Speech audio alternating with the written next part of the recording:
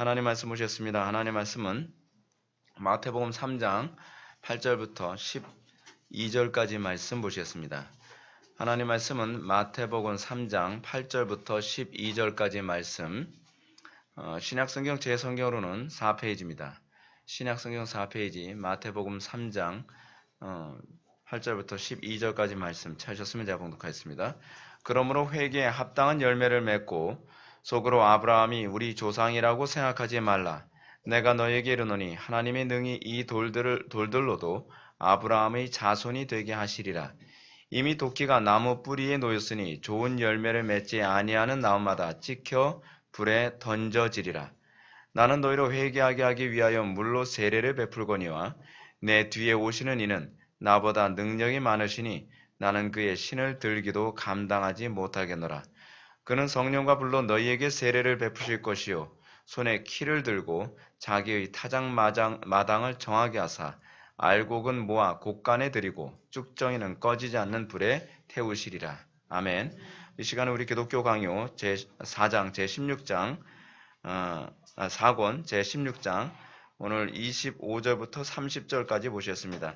성경 본문에 근거한 각종 반론에 대한 논박이라고 하는 부분을 살펴보도록 하겠습니다. 성경 본문에 대한 근거한 각종 반론에 대한 논박. 우리가 성경으로 얘기한다고 해서 성경적이라고 생각하면 곤란합니다. 많은 사람들이 다들 성경을 근거로 해서 신앙생활을 한다고 합니다. 근데 문제는 뭐냐면 성경을 근거로 해서 하는데 그 성경을 바르게 해석하느냐가 그것이 문제입니다. 제가 누누이 말씀드리는 것처럼 수많은 이단들 그리고 자유주의 신학자들도 다 성경적인 근거를 가지고 자기네들의 신앙이 타당하다라고 증명을 했습니다. 로마 가톨릭도 자기네들이 가지고 있는 신앙을 다 성경적인 근거로 사람들을 미혹합니다. 연옥에 관한 가르침이 성경에 있다고 얘기하는데 그 구절이 연옥이라고 해석하기에는 너무 말도 안 되는 그런 성경 구절들, 그리고 고해 성사에 관한 부분도 성경에 아무런 근거가 없는데 그거를 비스무리한 성경 구절, 그 본문만 보면 좀 비스무리한데 앞뒤 문맥을 보면 그것이 아닌 성경 구절들, 그런 것들을 사용해서 자기네들의 신앙이 성경의 밑바탕을 둔 신앙이라고 자꾸 사람들한테 설득하려고 하는 경향이 상당히 많이 있습니다. 제가 이 성경을 보면서도 매번 느끼는 것이 우리가 항상 조심해야 되는 것이 무엇이냐 하면 내가 가지고 있는 욕심으로 성경 본문을 보면 성경이 마치 그 말하는 것처럼 보여집니다. 그러니까 여러분들이 오늘날 우리나라 사회 안에서 흔하게 가르쳐지고 있는 그 큐티식 그 묵상법은 굉장히 위험한 겁니다. 그걸 저는 소위 실존주의식 성경 해석법이라고도 얘기하고 그것이 칼 바르트식 성경 해석법이라고도 얘기합니다. 성경 본문을 보면서 내 마음에 딱 부합하면 그 성경 본문을 내 방식대로 해석을 하는 겁니다. 오늘 본문에도 유아 세례를, 그러니까 세례가 중생을 의미하는 것이다 라고 생각하는 사람들은 성경의 수많은 본문들을 다 제껴버리고 이 본문이 내가 주장하는 바를 그대로 입증하고 있다라고 생각하는 경향이 상당히 많습니다.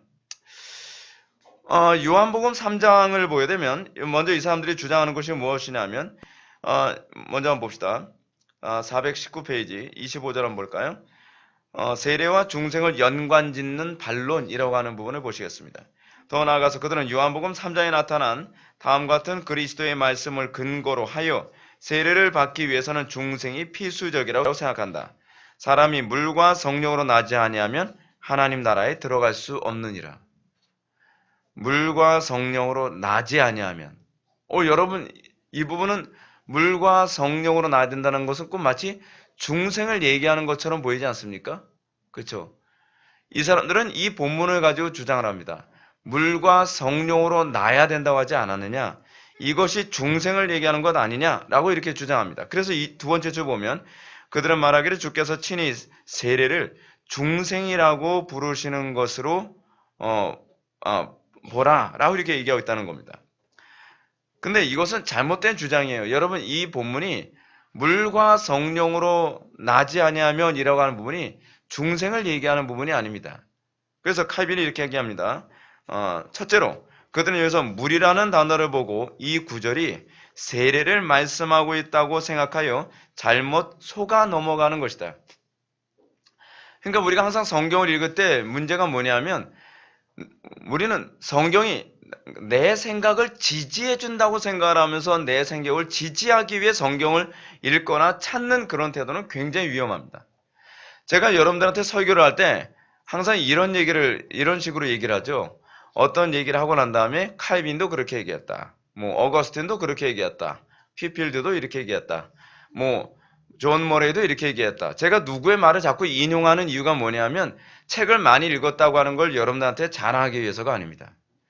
제가 주장하는 이 주장이 제 개인적 생각이 아니라 전통적인 가르침, 그러니까 정통적인 가르침이라는 것을 여러분한테 말씀드려서 이것이 개인적 해석이 아니라 이것이 올바른 해석이라는 것을 여러분들한테 입증하기 위해서입니다. 많은 사람들이 성경을 해석할 때 오류에 빠지는 이유가 뭐냐면 예를 들어서 우리는 구름 같은 거 예를 들어서 구름을 보면요. 내가 항상 생각하는 대로 구름이 보입니다. 제가 어렸을 때 기억나는 게 우리 예배당 제가 어렸을 때 그 교회 그 예배당 앞에는 그 뜰이 있었습니다. 뜰이 있었어요. 그럼 친구들하고 거기서 뭐 축구도 하고 거기서 뭐 놀기도 하고 그러다가 그래서 이제 뭐 힘들면 누워서 하늘을 쳐다보면 하늘에 구름이 둥실둥실 떠돌아다니죠. 떠돌아다니면 자기가 평소에 생각하던 대로 얘기하는 거예요. 그래서 야, 저기 꼭 양 같지 않니? 그런데 그 친구는 내 눈엔 양으로 안 보이고 용으로 보이는데 어떤 친구는 나는 저거 소로 보이는데? 그쵸? 이게 사람의 눈이 가지고 있는 특징이거든요. 성경 본문도 그런 식이에요. 내가 평소에 성경을 예를 들어서 세례가 곧 중생을 의미한다라고 생각하면 그 비스무리하게 보이는 성경 구절은 다 그렇게 얘기하고 있다고 생각하면 하고 그 본문이 다른 얘기하고 있다는 것을 의심하지 않아요. 근데 칼빈이 이렇게 얘기하는 거죠. 이거는 잘못 이해하고 있다는 겁니다. 그럼 이걸 어떻게 이해해야 되느냐? 여러분 그 패러그래프 밑에서 하나, 둘, 셋, 넷, 다섯, 여섯 번째 줄 봅시다. 곧 성령께서 신실한 심령들을 물로써 깨끗하게 하심으로써 물의 기능을 발휘하신다는 것이다. 그러므로 나는 물과 성령을 그저 물이신 성령의 뜻으로 이해해야 한다. 그리고 이런 표현은 새삼스러울 것도 없다. 왜냐하면 마태복음 3장에서 나타나는 말씀과 완전하게 일치하기 때문이다. 내 뒤에 오시는 이는 성령과 불로 너에게 세례를 베풀 것이요 라고 얘기했기 때문이라는 거죠. 그러니까 여기서 여러분 물과 성령으로 라고 하는 것은 물 같은 성령으로 다시 하게 되면 물 같은 역할을 하는 성령으로 라는 얘기죠. 그 성령님이 하시는 일이 뭐라는 거예요? 죄를 씻는 역할을 하신다는 거예요. 그러니까 이 중요한 개념을 자기 방식대로 성경을 봄으로써 성경을 못 보게 되는 거예요. 그러니까 여러분 우리가 성경을 보면서 얼마든지 내 철학을 거기다 투영할 수 있죠. 그렇게 되면 안 돼요. 그래서 기독교 강요라는 이 책이 나온 이유가 뭐냐면 성경을 자기 방식대로 해석하지 못하고 성경을 성경대로 해석하도록 사람들한테 가르치게 하기 위해서 만든 책이 바로 이 기독교 강요입니다. 성경의 많은 부분이 자기 욕심의 관점에서 보면 잘못 해석하게 될 부분이 많이 있거든요. 자, 그럼 이 부분과 관련해서 좀 더 한번 읽어봅시다. 그러므로 성령과 불로 세례를 베푼다는 것이 중생에서 불의 기능과 본질을 발휘하는 성령을 부어주신다는 뜻인 것처럼 물과 성령으로 거듭난다는 것은 마치 물이 육체에게 하는 역할을 영혼에게 행하는 그런 성령의 권능을 받는다는 뜻인 것이다. 두 줄 더 밑으로요. 그 다음 줄로 내려와서요. 그래서 우측 부분이에요. 그리스도께서 의도하신 목적은 오로지 천국을 사모하는 사람들이 반드시 자기 자신이 본성을 버려야 한다는 것을 가르치는 데 있다. 성경에서 얘기하는 본질 핵심이 뭐예요? 하나님 나라에 들어가려면 자기 본성을 버려야 된다는 겁니다. 근데 제가 이 부분과 관련해서 제가 마태복음 오늘 본문을 좀 더 자세하게 좀 설명을 좀 해드리고자 합니다. 여러분 회개하지 않고 하나님 나라에 들어갈 수 있습니까?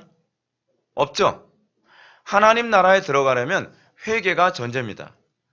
여러분 회개가 전제라고 한다면 여러분들은 반드시 뭘 생각해야 되냐면 그럼 회개가 뭐야? 라는 것에 대해서 분명한 이해가 필요합니다. 그러니까 제가 항상 요즘 많이 말씀드리는 게 뭐냐면 개념이죠. 개념. 회개하라 천국에 가까이 왔느니라.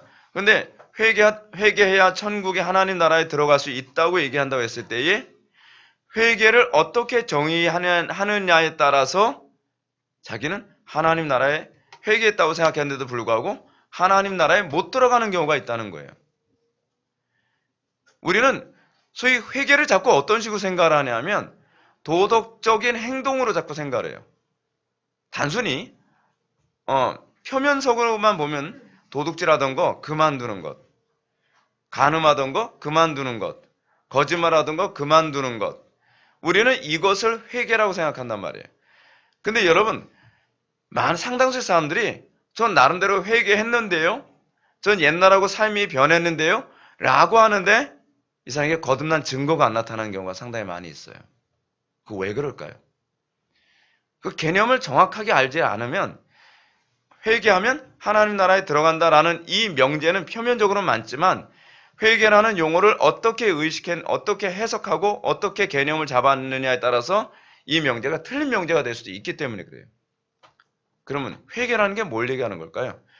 회개라는 단어를 이해하려면 구약에서부터 어떻게 이 회개라는 단어가 우리들에게 주어졌는지를 이해해야 돼요.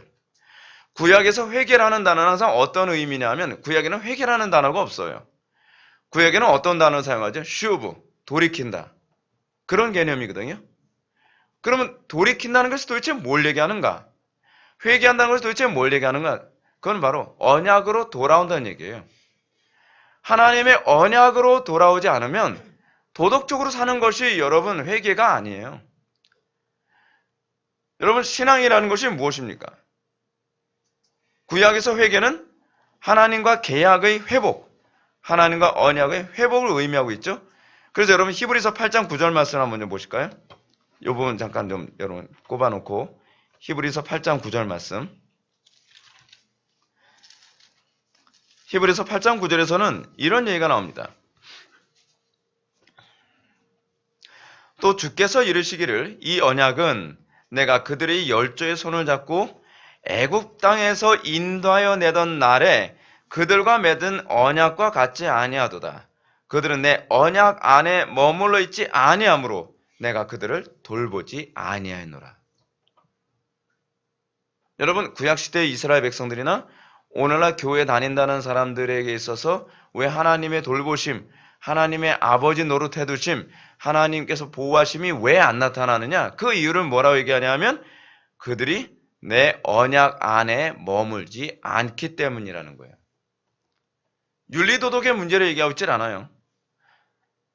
물론 언약 안에 머물면 윤리도덕이 나타나게 되어 있죠. 근데 윤리도덕이 곧 언약을 의미하진 않아요. 그 언약 안에 들어오면 반드시 나타나는 것이 윤리도덕이지만 여러분 윤리도덕적이면서도 하나님을 경외하지 않을 수 있어요. 윤리도덕적이면서도 하나님을 사랑하지 않을 수 있단 말이에요. 여러분 제가 항상 누누이 말씀드리지만 여러분들은 본질을 버리게 되면 제가 지난 주일 난예배 때 그런 말씀을 했잖아요. 난예배인가요? 오후 예배 때인가요? 포장지만 들고서 좋아하는 그런 미친 사람이 될 수 있단 말이에요.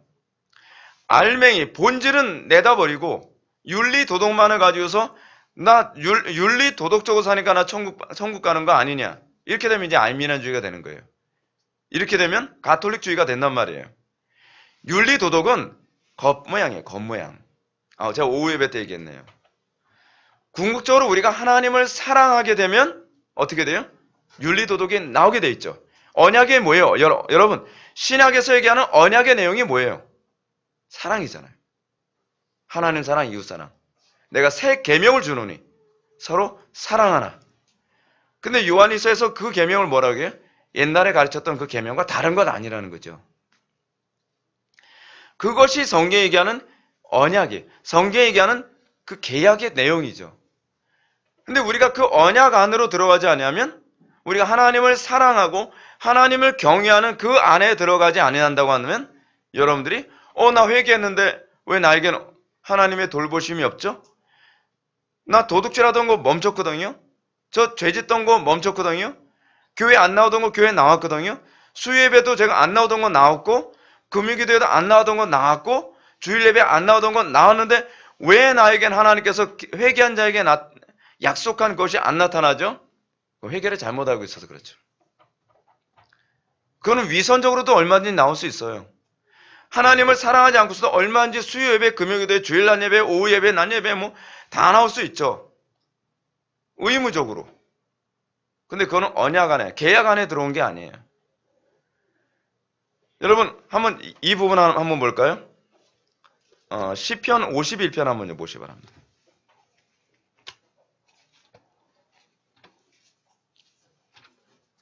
여러분, 바울이 얘기하지 않습니까? 무릇 그리스도를 사랑하지 않는 자는 저주를 받을지어다. 신앙에서의 본질은요, 사랑이에요. 하나님을 사랑하는 것. 시편 51편에서 여러분 뭐라고 얘기합니까? 바울이 이렇게 얘기합니다. 5절 볼까요? 15절입니다. 주여 내 입술을 열어주소서 내 입이 주를 찬송하여 전파하리이다. 여러분 이게 굉장히 흥미로운 부분이에요. 지금 뭐라고 얘기했어요? 내가 입술을 열어 주님을 찬송하오니 나를 받아주소서. 그게 아니라 하나님께서 내 입술을 열어주소서. 입술을 열고 찬송하는 그 힘의 주체가 어디 있다는 거예요? 하나님께 있다고 얘기하는 거예요. 우리의 사고방식하고 다 달라요. 우리는 내가 뭘 해야지 된다고 생각하는데 다윗은 그렇게 생각하진 않아요. 하나님께서 나의 입술을 열어 찬송케 했을 때만 그게 진짜 찬송이에요. 여러분은 자꾸 내가 뭘 해야 되고 내가 뭘 결단해야 되고 하나님께서 원하시는 건 내가 뭘 하는 것이 아니라 내가 하나님과 연합하여 하나님의 힘을 힘입어 살아가는 존재가 되기를 원하는 거예요. 다른 얘기예요. 다른 얘기. 내가 뭘 하는, 내가 얼마나 도덕적으로 사는 것이 아니라 그 도덕이 그리스도로부터 나오는 걸 원하시는 거예요. 이게 신앙이에요. 이게 회개예요. 회개하지 않는 자의 공통적인 특징이 뭐냐면 내 힘으로 선을 행하고 내 힘으로 하나님을 예배하고 내 힘으로 뭔가 경건한 삶을 자꾸 살려고 하죠. 그래서 요즘에 나온 표현이 그거예요. 영성훈련이라는 표현이 자꾸 나오는 거예요. 내가 훈련을 하면 어떤 것이 나올 거라 생각해요. 여러분 그걸 이방 종교에서는 수행이라고 그러잖아요. 수행. 내가 막 열심히 도를 닦고 내가 열심히 수행을 하면 어떻게 해요? 내가 좀 도덕적으로 사라지고 내가 좀 이렇게 점잖게 사라지고 하나님께서 원하시는 건 그게 아니에요. 그건 더 악해요. 죄를 짓지 않는 것 같지만 더 악해요. 왜 더 악하다고 얘기하는지 아십니까? 하나님하고 더 멀어졌기 때문에 그래요. 내가 하나님 의지하지 않아도 화를 참을 수 있는데 화날 일이 딱 생겼는데 참을 수 있어요. 여러분 우리는 거기에 많이 속습니다. 저 목사님 굉장히 경건하신 것 같아. 저 사람이 막 멸시와 천대를 하고 막 욕을 막 하는데 마음을 가라앉히고. 근데 아니에요. 하나님하고 더 멀어지는 거예요. 하나님께서는 우리에게 그럴 때 뭘 원하시는 거죠? 주여 나는 힘이 없습니다.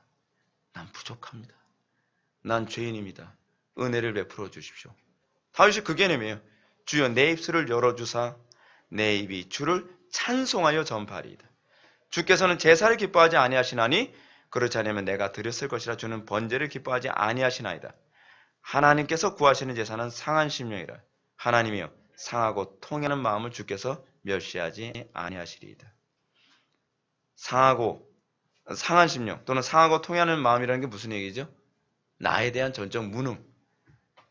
내 자신이 전적 무능하고 타락하고 부족한 존재라는 걸 내 힘으로 선을 행할 능력이 전혀 없다는 것을 자각한 나머지 하나님만 의지하는 그 심령을 기뻐하신다는 거예요. 우린 자꾸 생각하죠. 내가 재물 많이 바치고 내가 뭔가 어떤 선행을 많이 하고 그럼 하나님께서 그걸 기뻐하시지 않으신다고 얘기하는 거예요. 지금 여기 다윗이 얘기하는 게. 하나님께서는 그걸 기뻐하지 아니하신다. 하나님께서는 뭘 기뻐하시는가? 하나님께서는 내 힘으로 선을 행할 수 없고 내 힘으로 거룩할 수 없고 내 힘으로 경건할 수 없다는 것을 철저히 통회하며 그 상한 마음으로 우리가 주님 앞에 은혜를 구하는 심령을 원하신다는 거죠. 제가 왜 자꾸 이런 말씀 드리냐면 목사님 왜 지금 세례 얘기하는데 여기서 3% 빠져요. 바로 이 세례를 얘기하는 데서 중요한 게 바로 이거기 때문에 그래요. 왜 그런가? 잘 보여요. 다시 돌아갑시다. 우리 마태복음 3장으로. 지금 세례 요한이 지금 바리새인들과 사두개인들을 향해서 뭐라고 얘기하죠? 이 세례 요한이 세례를 베풀고 있어요. 그렇죠? 세례를 베푸는데 바리새인들하고 사두개인이 딱 오니까 바리새인들하고 사두개인들 뭐 하는 사람이죠? 굉장히 도덕적인 사람이죠. 굉장히 종교적인 사람이죠. 근데 우리가 보기에는 이런 사람들 의인 아닙니까? 그래서 말씀드리는 거예요. 하나님 이런 거 원하시는 게 아니라고요. 하나님께서 원하시는 건 뭐예요? 상한 심령이거든요. 하나님께서 원하시는 건요. 내 힘으로 선을 행할 수 없고 내 힘으로 하나님을 기쁘시게 해드릴 수 없다는 것에 대해서 완전히 상해서 그 마음이 상할 대로 상해서 하나님 나에게 긍휼을 베풀어 주십시오. 멸시와 천대를 받을 때 자기가 심호흡을 하고서 난 참을 수 있어. 그걸 원하시는 것이 아니라 내가 오히려 하나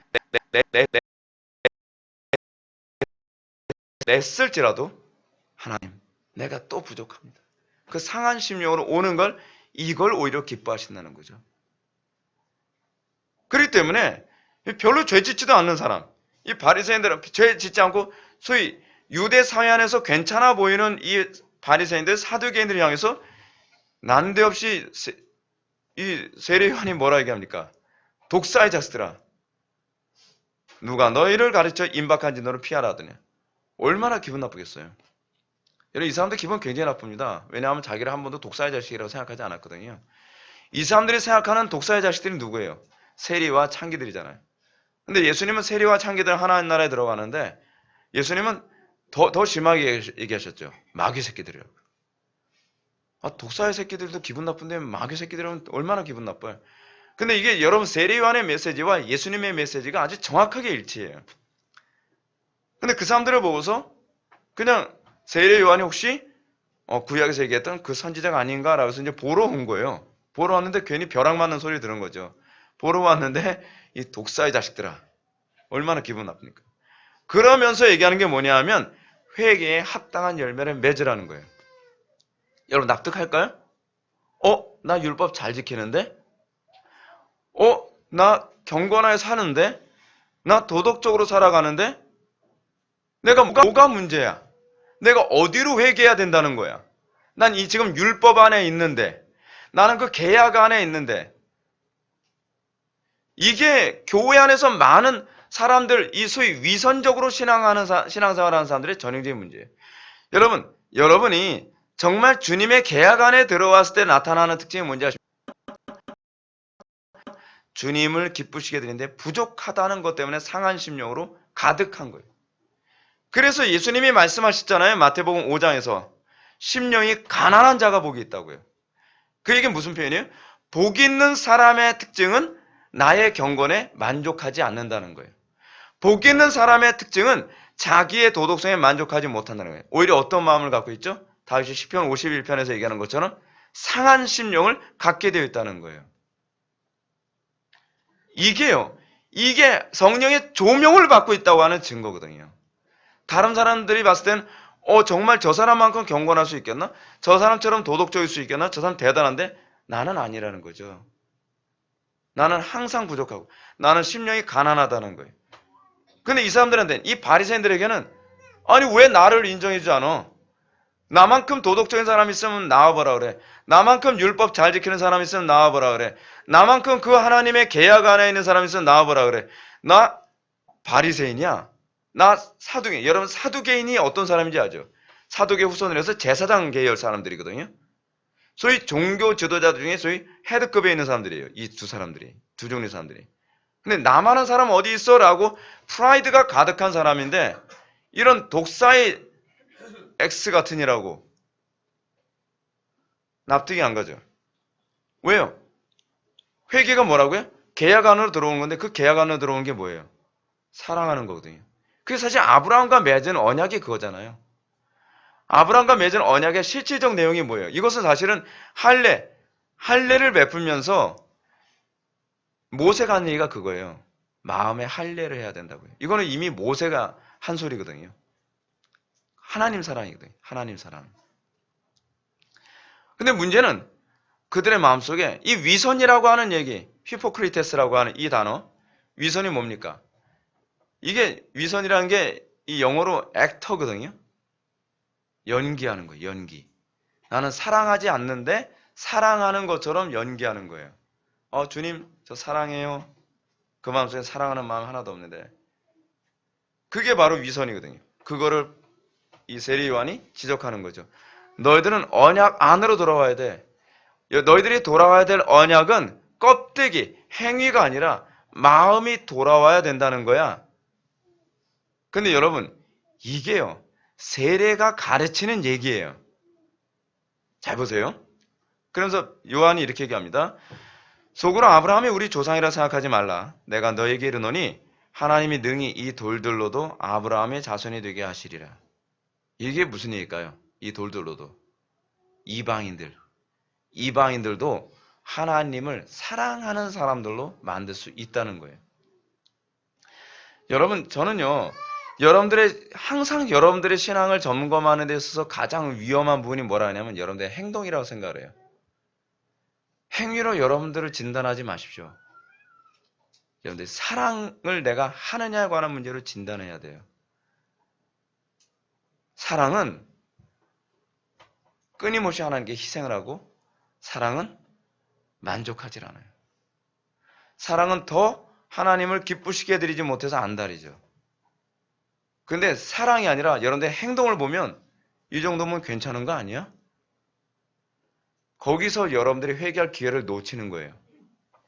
여러분들이 종교 생활을 오래 하면서 제가 기독교 신앙생활을 제가 말씀드리지 않는 이유가 그거예요. 여러분들이 종교 생활을 오래 하면서 여러분들이 자꾸 신앙이 있다고 자꾸 착각을 하는 그 위험한 부분이 뭐냐면 여러분들은 자꾸 본질, 내 마음이 어디에 있느냐를 들여다보지 않고 내 행동에 내가 무엇을 행동했느냐로 자꾸 여러분들이 진단하는 게 문제라는 거예요. 그러면서 10절 보십시오. 이미 도끼가 나무 뿌리에 놓였으니 좋은 열매를 맺지 아니하는 나무마다 찍혀 불에 던져지리라. 지금 여러분 여기서 이제 열매에 관한 얘기가 나오는데 열매. 여러분 바리새인만큼 열매 잘 맺는 사람이 있으면 나와보라 그래요. 괜찮지 않아요? 근데 예수님도 바리새인들이 열매가 없다고 얘기하고 있어요. 예수님께서 십자가 못 박혀 돌아가시기 전에 예루살렘에 딱 입성을 하셨죠. 예루살렘 입성을 하시면서 유대인들 또는 바리새인들 이런 사람들 향해서 뭐라 얘기합니까? 입만 무성하고 열매가 없는 나무와 같다고 얘기해요. 입만 무성하다는 게 뭘 얘기하는 거죠? 형식, 외형이 풍성하다는 거예요. 뭔가 부지런히 봉사해요. 그렇죠? 뭔가 열심히 행동을 굉장히 많이 해요. 뭔가 많이 하는데 거기에 뭐가 없어요? 열매가 없다는 거죠. 열매가 도대체 뭐냔 말이에요. 사람들이 간혹 가다가 이런 질문 많이 합니다. 목사님, 열매가 뭔가요? 열매. 그럴 때마다 제가 점점 고민하는 게 어떻게 설명을 해야 널 명확하게 설명해 줄까? 이 부분에 대해서 제가 굉장히 고민을 많이 했어요. 여러분, 열매가 뭔가? 아브라함과 맺은 언약이 거죠. 복의 근원으로 사는 거예요. 복의 근원으로 산다는 건 뭘 의미하죠? 여러분, 복의 근원으로 산다는 것을 출애굽기 19장 6절에서 뭐라고 얘기하고 있죠? 제사장으로 살아가는 거예요. 그렇죠? 제사장 나라된. 그래서 여러분 신약의 성도들은 뭐라고 얘기해요? 만인 제사장이라고 얘기하죠. 만인 제사장이라고 얘기하는 건 우리가 복의 근원으로 살아가도록 부름받은 존재라는 표현이에요. 그럼 이제 그 다음에 나와야 되는 게 이거죠. 저는 항상 구체적인 게 좋거든요. 그러면 제사장으로 살아간다는 것이 뭘 얘기하는 것인가? 다시 창세기로 돌아가야죠. 창세기에서 여러분 하나님께서 아담과 하와, 특히 아담을 제사장으로 선택해서 아담에게 요구한 것이 뭐예요? 두 가지죠. 이게 여러분 이거예요. 레위기에서도 나오고 구약에서 제사장과 관련된 용어에서 꼭 나오는 표현이에요. 뭐죠? 아바드. 그리고 또 뭐죠? 샤마르. 아바드는 뭐죠? 예배. 샤마르는 뭐죠? 지키는 것, 거룩이죠. 그래서 하나님께서 얘기하시죠. 내가 거룩하니 너희도 거룩하라. 이거 신약의 교회에게 요구하는 거거든요. 이거 베드로전서에서 나왔나요? 거룩하라라고 하는 얘기가 사실은 샤마르와 관련된 얘기거든요. 성전을 거룩하게 지켜내야 돼요. 그렇죠? 성전을 거룩하게 지켜야 되는데 그 성전이 뭐냔 말이에요. 나잖아요. 하나님께서 아담에게 요구한 것이 아담에게 에덴을 경작하라. 아바드. 그리고 에덴이 죄로부터 어떤 불결한 거로부터 오염되지 않도록 샤마르 지키라고 요구했단 말이에요. 근데 그것이 신약으로 들어가서 어떻게 되는 거죠? 신약으로 들어가서요. 우리는 예배자로 살아가는 것. 공적 예배뿐만 아니라 삶 속에서 날마다 하나님을 높여드리고 하나님의 말씀으로 살아가는 소위 예배자의 삶. 여러분 예배자로 살려면 항상 어떻게 돼요? 사도 바울이 로마서 12장 1절에서 얘기하는 것처럼 우리 몸을 하나님이 기뻐하시는 거룩한 산제물로 드리는 것. 날마다 하나님을 기쁘시게 드리기 위해 날마다 자기를 부인하고 십자가를 지는 삶을 살죠. 십자가를 지는 삶과 관련해서 나오는 게 뭐예요? 게으름을 극복하는 거죠. 나는 게으르고 싶지만 날마다 내 자신을 부인하며 하나님을 기쁘시게 드리는 거예요. 어떻게 하나님을 기쁘시게 드릴 것인가라고 하는 사고는 무엇과 관련된 거냐면 예배와 관련된 사고예요. 제가 개인적으로 오늘날 우리는 예배에 참석하면서 우리는 항상 이런 생각을 하죠. 목사님 강단에 좀 나를 좀 기쁘게 해주셔야지. 오늘 설교를 듣는데 기분 되게 나쁘네. 무슨 얘기죠? 나를 숭배하다. 내가 예배자가 되고 있지 않다는 거죠. 내가 예배 대상이라고 생각하는 거예요. 우리가 하나님 앞에 예배하러 왔을 때는 우리는 예배 시간에 하나님의 말씀을 들으면서 어떻게 해요? 나에게 있는 수많은 문제들, 내가 현재 처한 상황들, 그리고 오늘 강단의 설교 통해서 내가 무엇이 어떻게 사는 것이 하나님을 기쁘시게 해드리는 것인가에 관심을 가질 때 그게 바로 예배자로서의 태도죠. 그리고 여러분들이 예배를 마치고 나서 삶 속에 예배자로 살아갈 때 사람들의 관계에서 화를 내고 싶지만 이것도 하나님께서 기뻐하신 게 아니라고 생각하니까 하나님을 기쁘시게 해드리기 위해서 참기도 하고 게으르고 싶지만 그 게으름을 극복하기도 하고 또 내 육신의 욕망대로 살고 싶지만 하나님을 기쁘시게 해드리기 위해 절제하고 그래서 성령의 9가지 열매가 다 하나님을 기쁘시게 해드리는 열매예요. 사랑, 희락, 화평, 오래 참음, 자비, 양선, 충성, 온유, 절제 이거 다 하나님을 기쁘시게 해드리는 열매죠. 그렇죠? 이거예요, 여러분. 좋은 열매 뭐예요? 제사장으로 사는 삶이죠. 제사장으로 사는 삶. 지금 세례요한이 그런 얘기하지 않습니까? 도끼가 나무꾼에 놓였으니 좋은 열매. 즉 제사장으로서 삶을 사는 열매를 맺지 않은 나무마다 찍혀 불에 던져지리라. 여러분 근데 이 얘기가요. 구약에서 흔히 나오는 표현이에요. 이스라엘 백성들이 더 이상 여러분 이스라엘 백성들 하나님께서 징계하셨을 때 이유가 뭐였죠? 이스라엘 백성들이 더 이상 제사장 나라로서의 역할을 안 했대. 똑같잖아요. 하나님께서 오래 참으시죠. 선지자를 계속 보내면서 하나님께서 뭐라 얘기합니까? 너희들이 제사장 나라로서의 삶을 살아야 돼. 제사장 나라로서 삶을 살아. 우린 못 살아요. 나는 나를 숭배하며 살고 싶어요. 나는 내 만족 위해 살고 싶어요. 하나님께서 이스라엘을 선택하신 이유가 뭐죠? 제사장 나라로서 기능하라고. 근데 자기가 그 기능을 안 하니까 어떻게 해요? 하나님께서 그 그릇을 깨뜨려 버리는 거죠. 이게 구약에서 계속 나오는 방식이에요. 근데 그 표현이 이렇게 나오고 있는 거예요. 이 표현이. 내가 열매를 맺지 아니하면 어떻게 해요? 그 나무마다 찍혀 불에 던져지리라.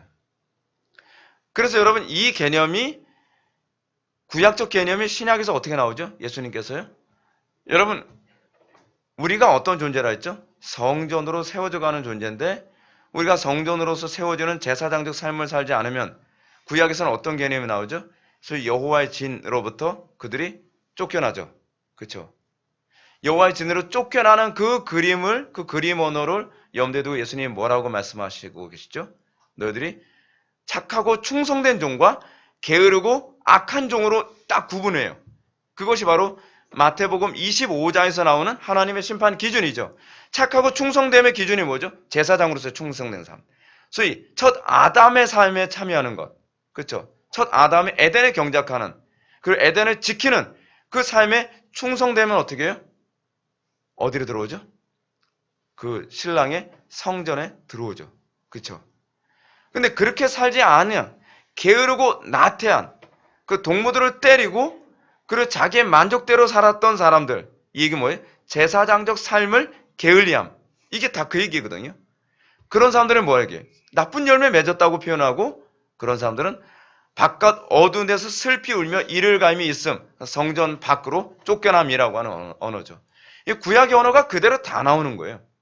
구약을 염두에 두지 않으면 그 표현이 마치 지옥을 바깥 어두운 곳에, 지옥이 바깥 어두운 곳에 있나 봐, 그 개념을 얘기하는 것이 아니라 구약의 성전 개념을 염두에 두고 얘기하는 거예요.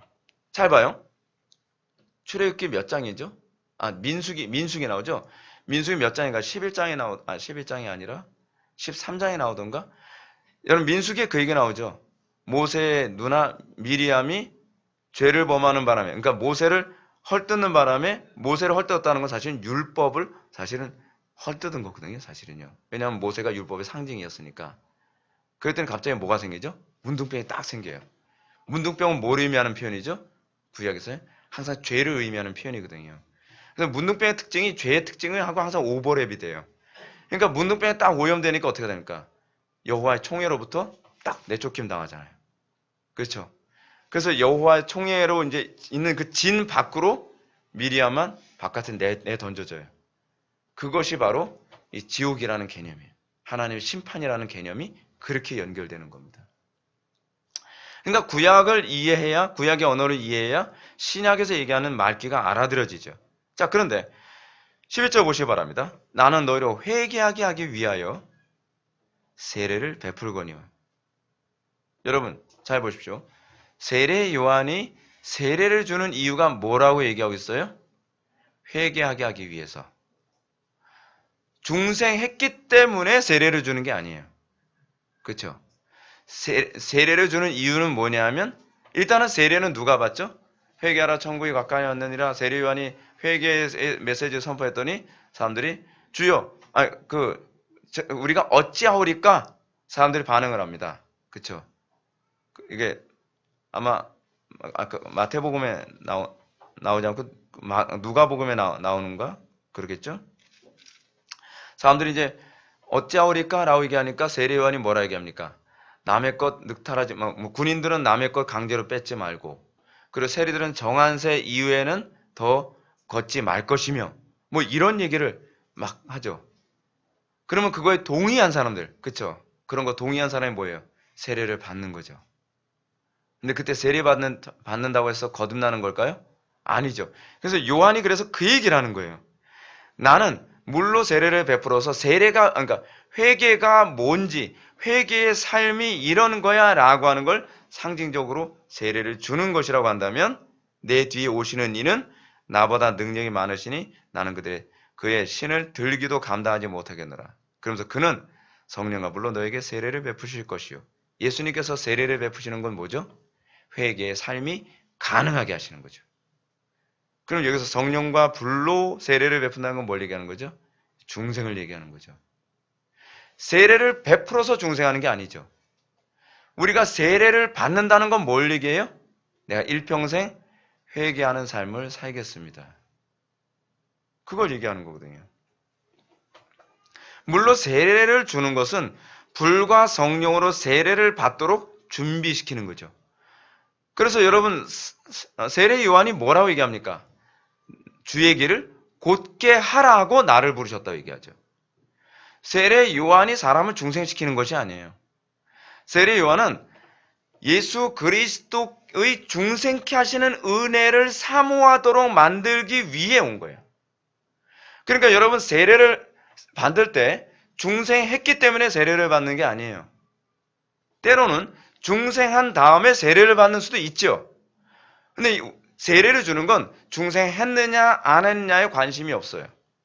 중요한 건 이 사람이 세례를 받을 때 그 메시지를 세례요한의 메시지 듣고서 내가 그렇게 살기를 원하나이다. 근데 여러분 그렇게 세례를 받았다고 해서 그렇게 살았을까요? 다들? 군인이? 못 살겠죠. 타협도 막 그러겠죠. 근데 그 사람들은 그렇게 되면 어떤 현상이 나타날까요? 세례를 받았는데 그렇게 살겠다고 세례는 받았는데 안 사라지면 어떨까요? 막 괴롭죠. 그 안 사라졌을 때 어떤 현상이 나타날까요? 그리스도를 찾죠. 그 세례가 목표란 바가 뭐냐 하면 주의 길을 곧게 하는 목표가 있어요. 세례의 정신대로 살게 되면 여러분들이 거듭나지 않았을 경우에는 그리스도의 은혜만을 바라보며 내가 그리스도께서 거듭나게 하시는 은총을 날마다 바라보게 만들죠. 그렇죠? 근데 거듭난 이후에는 그 세례가 어떤 작용을 할까요? 그 삶이 계속 유지되고 반복되기를 원하는 거죠. 날마다 그리스도 안에 거하는 삶을 지속적으로 추구하게 만드는 거죠. 그게 세례가 우리에게 주는 가르침이죠. 세례는 끊임없이 이것을 예수님께서 요한복음 13장에서 뭐로 말씀하셨죠? 세족식으로. 그렇죠? 세족식이 말하는 바는 그거죠. 세족식은 너희들이 온몸을 씻겼다.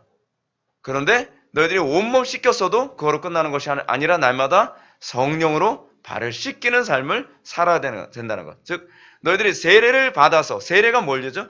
온몸 씻김을 얘기하는 거죠.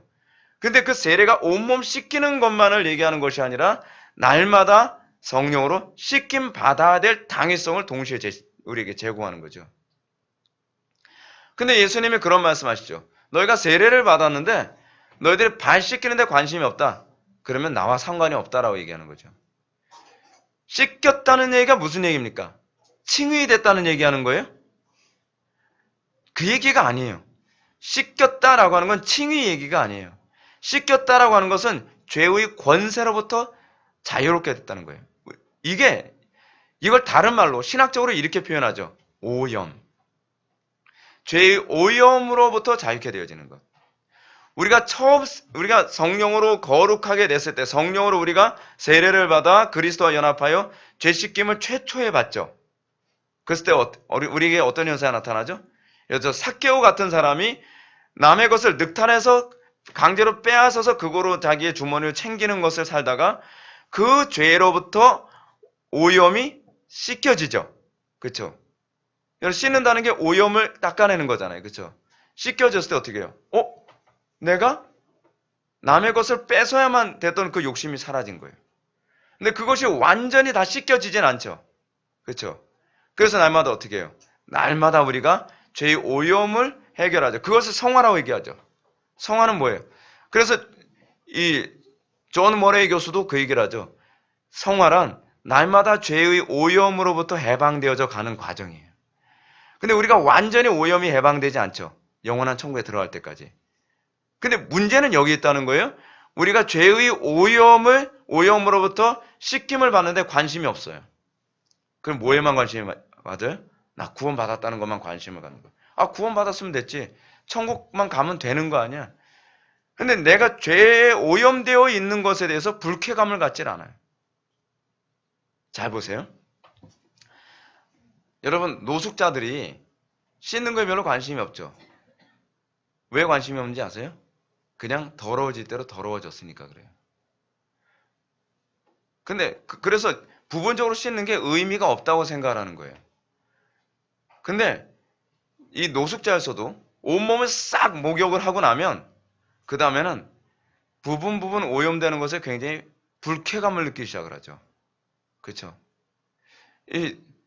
예를 들어서 여러분 차를 몰고 갈 때 있잖아요.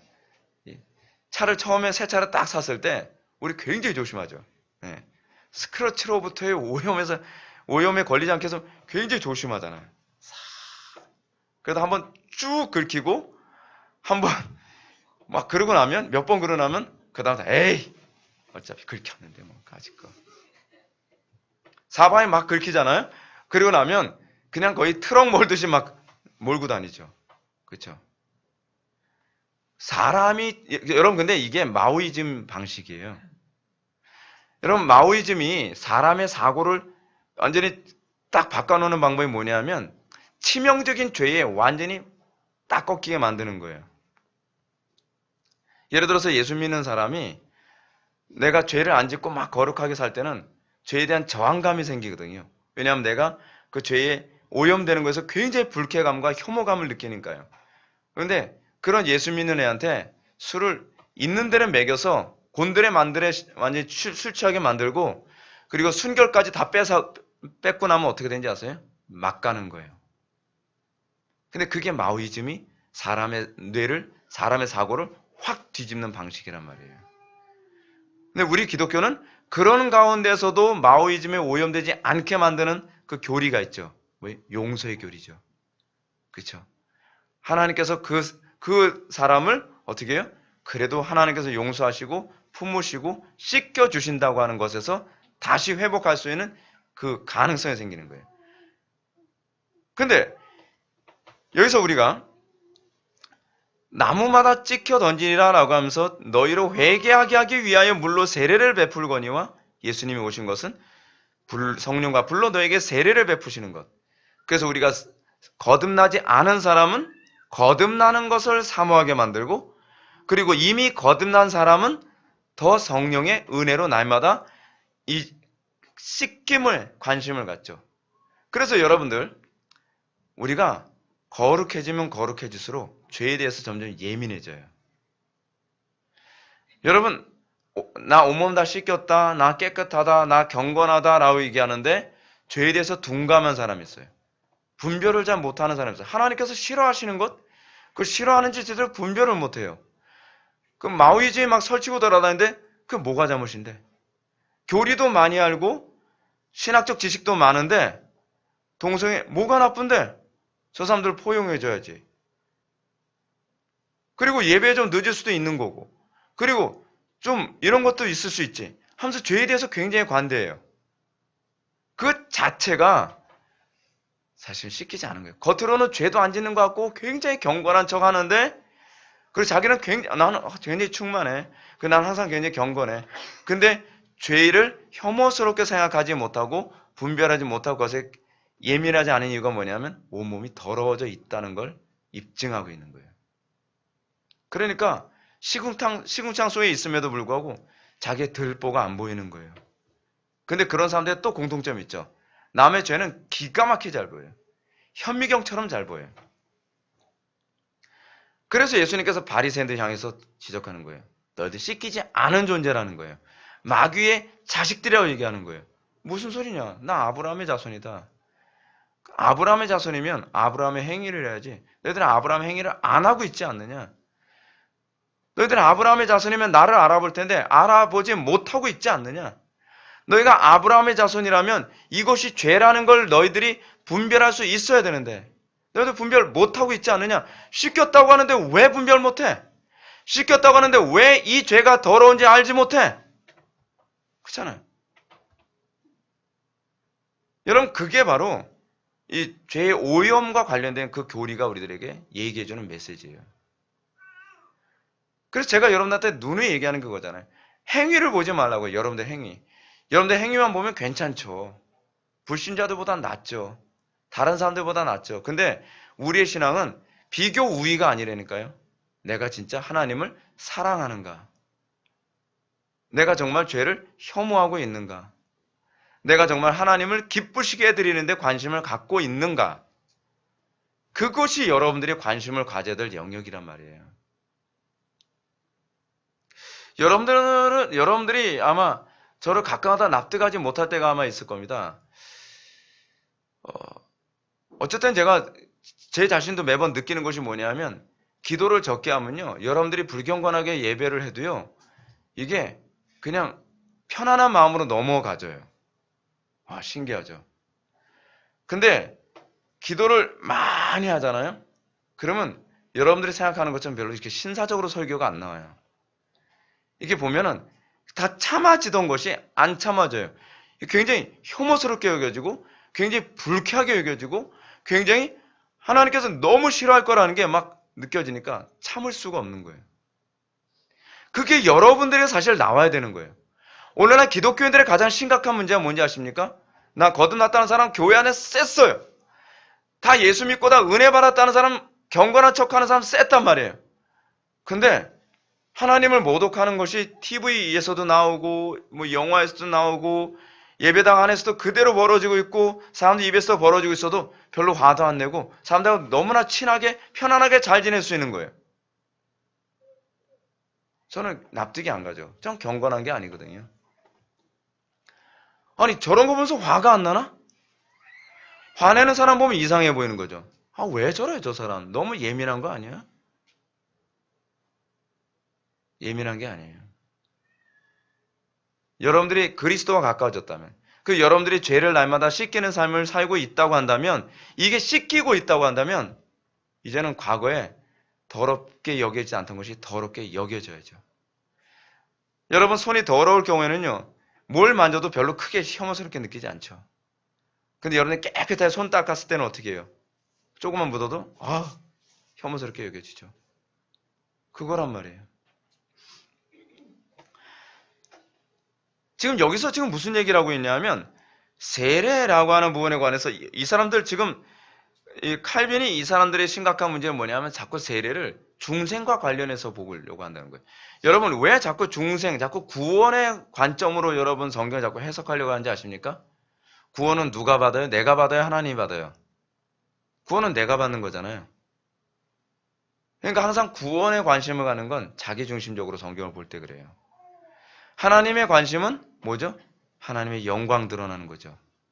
하나님의 영광 드러나는 건 나하고 별로 관계가 없어요. 그렇죠? 하나님 영광 드러난다고 해서 나한테 별로 기쁠 것이 없단 말이에요. 그러다 보니까 사람은 본성적으로 성경을 볼 때나 교리를 볼 때 항상 구원론 중심적으로 봐요. 세례를 볼 때도 구원만 보이는 거예요. 근데 하나님 관점에서 보면 그게 성화의 관점이나 하나님의 영광의 관점으로 보이기 시작을 해요.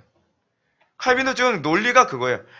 칼빈의 논리와 이 제세례파의 논리가 어떤 차이가 있냐면 칼빈은 하나님의 영광의 관점에서 봐야 되는 구절이란 거예요. 근데 이 사람은 구원의 관점으로만 해석을 하다 보니까 자꾸 오류에 빠지는 거예요. 세례요한이 세례 받아라. 나한테 세례 받아라. 중생한 사람만 세례 받아라. 그런 얘기 안 하고 있거든요. 그래서 여러분 한번 26절 볼까요? 세례가 구원의 필수 조건이라는 반론. 자꾸 이 구원과 관련해 자꾸 얘기하기 좋아하잖아요. 세례는 여러분 잘 생각하십시오. 세례는 구원의 조건이 아니라 세례는 구원받은 자의 정당한 삶이 무엇인지를 깨닫게 해주는 거예요. 여러분들이 세례를 받을 때, 그리고 세례요한이 세례를 줄 때, 예를 들어서 세례를 받을 때 사람들이 어떤 마음으로 세례를 받을까요? 세례요한 선지자시여, 뭐 그랬겠죠. 제가 이 죄, 내가 남의 것을 약탈을 해야만 먹고 살 수 있다고 생각하는 이 죄로부터 나 씻김 받기 원합니다. 이러면서 세례 받지 않겠어요? 그렇죠? 정한세 이후에 늑탈하지 말라 그러는데 내 힘으로 할 수가 없는 거예요. 그렇죠? 그 정한세만을 받고 그 이상 받지 않기를 원합니다. 이 고백하면서 세례를 받는 거예요. 근데 이 세례를 받고 나서도 달라지질 않죠. 이 세례를 받고 나서도 욕심이 자꾸 나는 거예요. 과거에 내가 이 사람한테 세금 5만 원만 받아도 되는 걸 5만 원만 받아도 되는 걸 15만 원, 20만 원 받고 나면 어떻게 해요? 한 15만 원에서 한 10만 원 정도가 이윤이 딱 떨어지니까 어떻게 해요? 그거 가지고서 이것도 사고 저것도 사고. 근데 이거를 다 버려야 된다 생각하니까 막 욕심이 나죠. 그래서 세례받은 사람은 어떻게 해요? 죄를 씻는 삶을 살아야 되는데 죄는 여전히 안 씻겨지고 그러면 자꾸 누구를 찾게 돼요? 그리스도를 찾게 되죠. 세례는요, 궁극적으로 그리스도를 찾게 만드는 예식이에요. 그래서 이 세례가 바로 복음을 얘기하고 있다는 거예요. 보이는 말씀이죠. 그렇죠? 그리고 성찬은 그걸 계속 반복적으로 떠올리게 만들죠. 그렇죠? 성찬이 하는 일이 뭐예요? 말씀으로만 살아라. 그렇죠? 그럼 말씀으로만 살아야 되면 말씀으로 안 사라지죠. 그러니까 어떻게 해요? 더 그리스도를 붙잡는 거죠. 그래서 그리스도와 연합한 삶, 그리고 그리스도를 붙잡았을 때 그리스도의 피로 언약을 맺었다는 걸 잔이 우리들에게 떠올리게 만들죠. 그 믿음으로 그리스도를 더 붙잡게 만드는 걸 반복하여 삶으로써 세례자의 정신으로 지속적으로 살아가도록 촉구하는 것이 바로 성찬이에요. 그래서 성찬은 세례받지 않은 사람이 그래서 참여할 수가 없어요. 성찬은 누구만 참여해요? 세례받은 사람.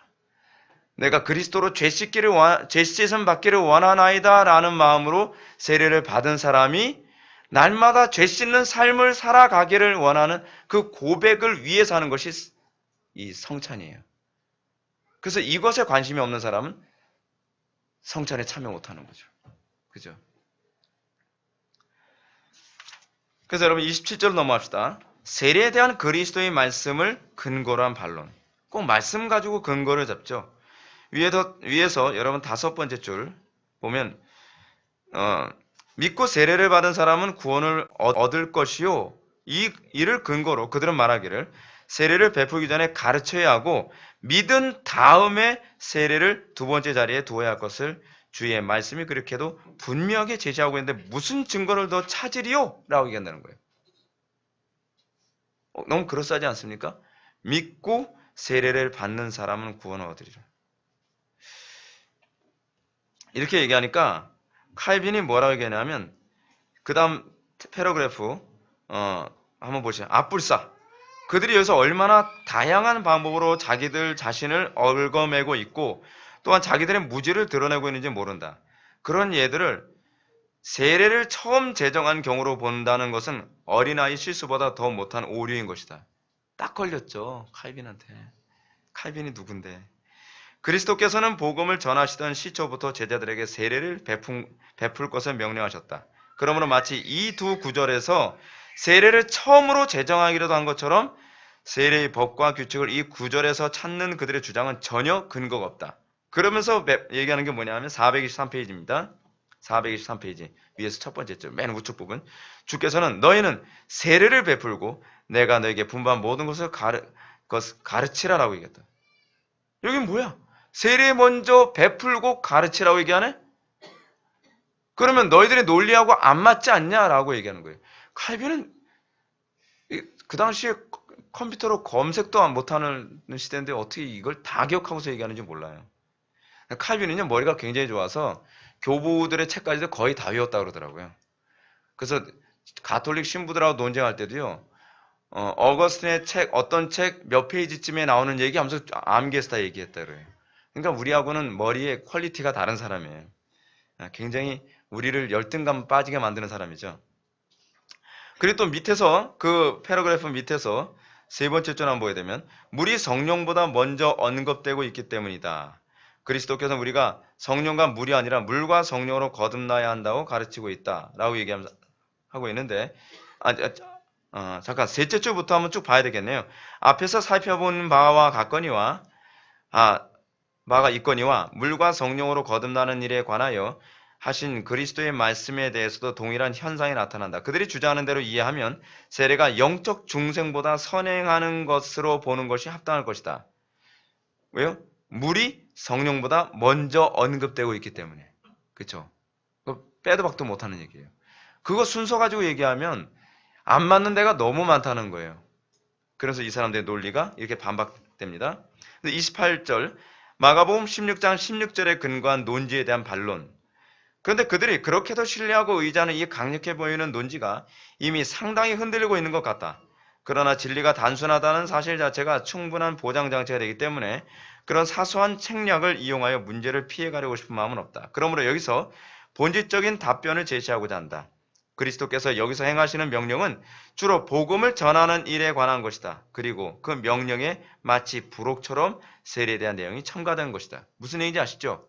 복음을 전파하고 내가 그 복음대로 살기를 원합니다 하는 사람에게 세례를 주라는 얘기지 세례가 중생과 직결된 건 절대로 아니라는 거예요. 이건 중생과 아무 관계가 없어요. 중생한 다음에 세례를 주든 또 세례를 받고 난 다음에 중생을 하든 그건 아무 관계가 없다는 거죠. 세례는 무엇과 관련이 있어요?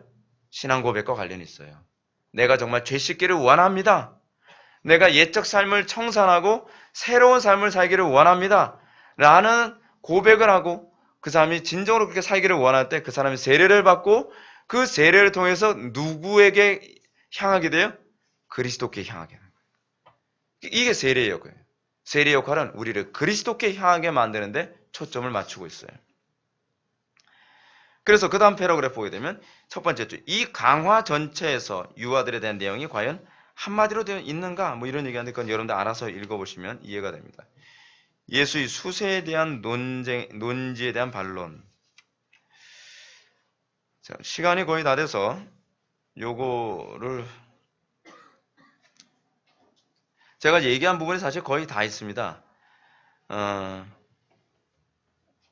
한번 위에서 두 번째 전화 봅시다. 사도께서는 오직 일하는 자만 먹을 수 있도록 하라고 했는데 가령 어떤 사람이 이를 근거로 유아들에게 음식을 주어서는 안 된다는 논리를 편다면 그런 사람들은 모두에게 몰매를 맞아야 마땅할 것이다. 네. 이게 이 사람들의 논리가 말이 안 된다는 거예요. 당신네들의 말대로 이렇게 문자적으로 만약에 그걸 이해한다면 또는 그 메시지를 개념적으로 이해하지 않는다고 한다면 사도 바울이 뭐라 했죠? 일하기 싫은 사람은 먹지도 말라. 그럼 애들은 일을 안 하는데 그럼 애들은 굶겨야 되느냐? 이런 논리가 나온다는 거죠. 애들은 놀기만 하거든요. 그렇죠? 근데 그런 애들은 그럼 일할 수 있는 나이가 되기 전까지는 애들을 굶겨야 된다는 얘기냐? 논리적으로 말이 안 된다는 거죠. 여러분, 우리가 이 칼빈이 성경을 보는 방식 여러분 잘 배우셔야 돼요. 우리는 성경을 너무 대충대충 봐요. 그래서 이단에게 자꾸 넘어가는 거예요. 성경이요, 얘기하는 걸 배려와 기운들이 어떻다 그랬죠? 이것이 그러한가 아닌가 깊이 상고하여 보고. 상고했다는 얘기가 무슨 얘기예요? 연구했다는 얘기죠. 기독교 신앙은 굉장히 이성적으로 발달한 신앙생활이에요. 대충대충이 없어요. 이것이 성경 전체의 통일성에 맞는가? 이것이 하나님의 영광에 부합하는가? 이런 부분은 다 연결해서 봐야만 합니다. 결론 들어갑시다. 오늘 우리가 세례가 어떤 것인가에 관한 얘기를 하면서 우리가 아주 중요한 하나의 성경 구절을 봤습니다. 그것이 뭐냐면 세례 요한의 세례와 예수 그리스도의 세례가 어떻게 연결되느냐에 관한 문제입니다. 우리가 세례를 받는 건 중생과 아무 관련이 없습니다.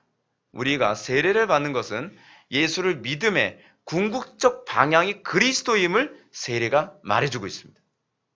여러분들이 세례를 받았다고 했을 때 정상적으로 받았으면 여러분들은 내가 세례를 받을 때 그때서부터 나의 삶은 항상 그리스도만을 바라보며 살게 돼야 되는 거예요. 그것이 세례가 궁극적으로 목표라는 바예요. 오늘날 기독교인들의 문제가 뭐냐면 세례를 받았는데 신앙과 삶의 궁극적 목표가 그리스도가 아니에요. 예수를 믿는다고 하는데도 성공이 목표고 똑같죠. 예전하고 하나도 달라진 게 없어요. 내가 죄 씻김을 받는 데 관심을 두지 않아서 그래요. 강단의 설교는 항상 우리가 죄 씻음 받는 것은 하나님이 기뻐하신다는 것에 초점을 맞춰야 돼요. 그래서 강단 설교가 죄를 지적하는 것일 수밖에 없는 이유가 뭐냐면 사람들이 다 앉아있을 때 보세요. 어떤 사람이 설교를 듣는데 꼭 저렇게까지 살아야 되나? 그 사람은 세례 받으면 안 돼요. 그 회중들 중에서 설교를 듣는 가운데 나 저렇게 살고 싶다. 내가 남의 것을 토색하지 않고 살고 싶다. 근데 안 돼. 그럴 경우 어떻게 해요? 그럴 경우에 세례를 받는 거예요. 세례를 받아도 안 사라지죠. 그랬을 때 그 사람이 어떻게 해요? 이 세례의 정신대로 계속 살아가면서 그리스도를 더 많이 바라보고 그러면서 주의 이름을 부르겠죠. 주의 이름을 부르게 되면서 그가 중생하게 되고 중생하고 난 이후에는 끊임없이 그리스도와 동행하는 걸 최고의 기쁨으로 여기면서 살아가게 되는 거예요. 그게 예수 믿는 하나의 과정이에요. 근데 우리는 오늘날 신앙생활에서 이것 빠지고 저것 빠지고 다 빠지고서 천국만 남았어요. 예수 믿고 천국이 이거 사실 다 생략돼 버린 거거든요. 궁극적인 본질은 다 빠지고 껍데기만 가지고서 신앙생활이 돼버리고 말았다는 거죠.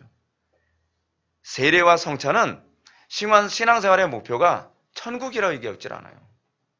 세례와 성찬이 궁극적으로 목표라는 건 우리가 그리스도만을 바라보며 우리가 제사장적 삶을 살아가라고 얘기하고 있는 것이 세례와 성찬이에요. 보이는 말씀이죠. 그래서 세례와 성찬이 복음을 설명하고 있는 거예요. 세례와 성찬은요, 복음을 아주 핵심을 얘기해 주고 있어요. 그래서 여러분들 끊임없이 세례와 성찬을 묵상함으로 날마다 더 그리스도를 추구하고 날마다 더 그리스도와 동행하는 것을 기뻐하는 그런 하나님의 백성들로 세워지는 것을 성경이 원하는 것입니다. 기도하시겠습니다. 사랑이 많으신 하나님, 우리가 오늘 이 시간 세례에 관해서 살펴보면서 우리의 신앙의 목표가 무엇인지, 우리의 신앙의 본질이 무엇인지를 다시 한번 깨닫게 되었습니다. 우리가 먹든지 마시든지 무엇을 하든지 하나님의 영광 위하여 살게 하여 주시고 우리의 신앙의 궁극적 목표가 항상 그리스도 안에 있으며 그 안에서 우리가 죄 씻김을 받고 날마다 그리스도와 동행하는 삶이 우리 신앙의 목표와 즐거움이 되게 하여 주옵소서. 이것이 우리의 신앙의 본질임을 한순간도 잊지 않게 하여 주옵소서. 예수님의 거룩하신 이름으로 기도올려옵나이다. 아멘.